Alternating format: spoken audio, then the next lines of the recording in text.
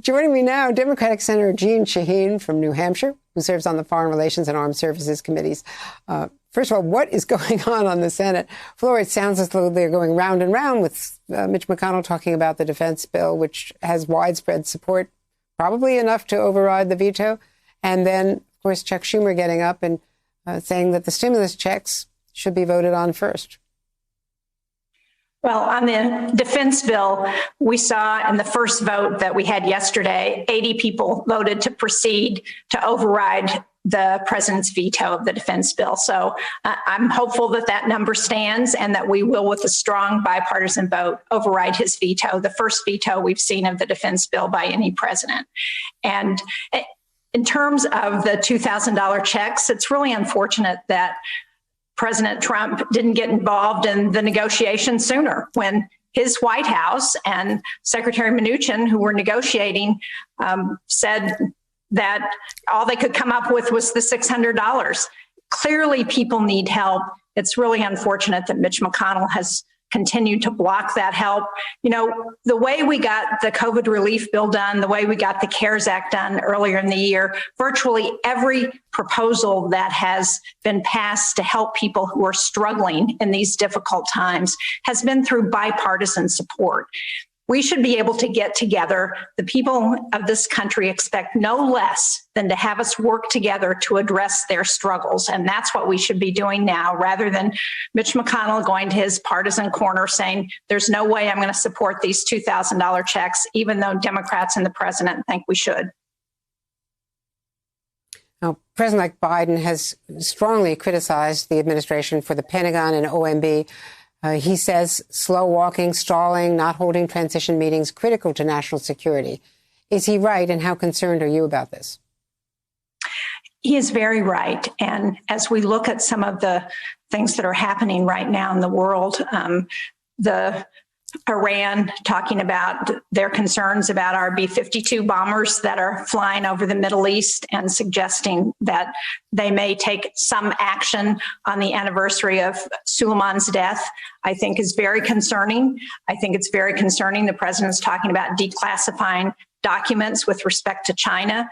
I think it will be interesting to see what's in those documents, but clearly it suggests that there is something happening in China that we should be concerned about. We know what Russia's efforts have been. Their the knowledge of their attacks on our cybersecurity networks in the federal government and in the private sector, and there's been no action taken against Russia based on that. So there are a number of threats to this country that are going on right now, and the president is doing nothing to address that. Worse, he's blocking the ability of the new administration to address those concerns.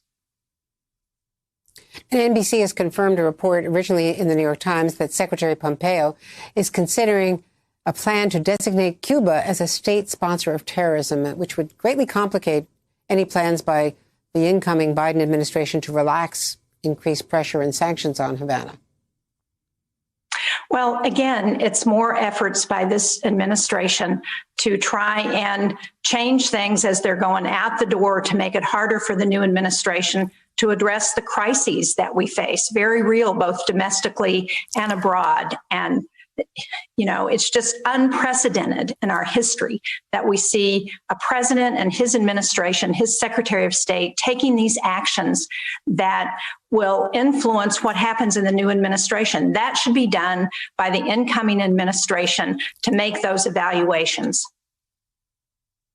I want to ask you about your colleague, Josh Hawley, who has said, and maybe others will now join him, that he's going to challenge the Biden vote count in the Electoral College, and that may lead to not only delays, but lengthy debate. Automatically, it goes into debate.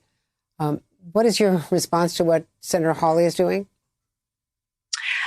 I think it's outrageous. More than that, it borders on sedition or treason. You know, I've been in a number of countries during elections in developing countries which are striving to try and bring democracy to their countries. I was in Georgia with the current chairman of the Senate Foreign Relations Committee, Jim Risch, back in 2012. And I remember Senator Risch and I going to see President Saakashvili, who had lost that election, going to his presidential home and working to persuade him that he needed to leave office peacefully, because that's the foundation of a democracy, the peaceful transfer of power from one administration to the next. And the fact that we've got somebody who took an oath to protect and defend the Constitution of the United States, which calls for a peaceful transition of power. That's one of the basic tenets to our democracy. Former Attorney General, who should know better, that he is standing up and doing that is just an effort to undermine our democracy that is unacceptable. And finally, I want to ask you about COVID in New Hampshire and the vaccine rollout there. I know, tragically, the Speaker of the New Hampshire House, Richard Hinch, died of COVID just 3 weeks ago. How is the vaccination program going and the attempts to control this terrible virus?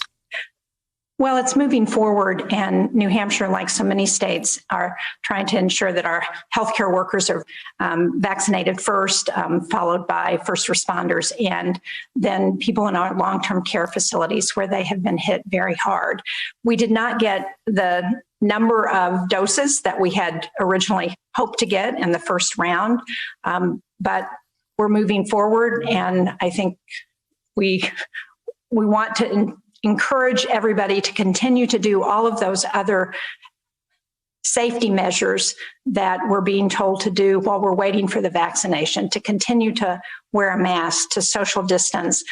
That's been an issue in New Hampshire. There were some disagreements among members of our House of Representatives, and so it put former Speaker Hinch in a difficult position, and hopefully that will end. People will wear their masks. They'll do the basic suggestions and really guidance from the CDC so that we can, until people can get vaccinated, we can keep people safe.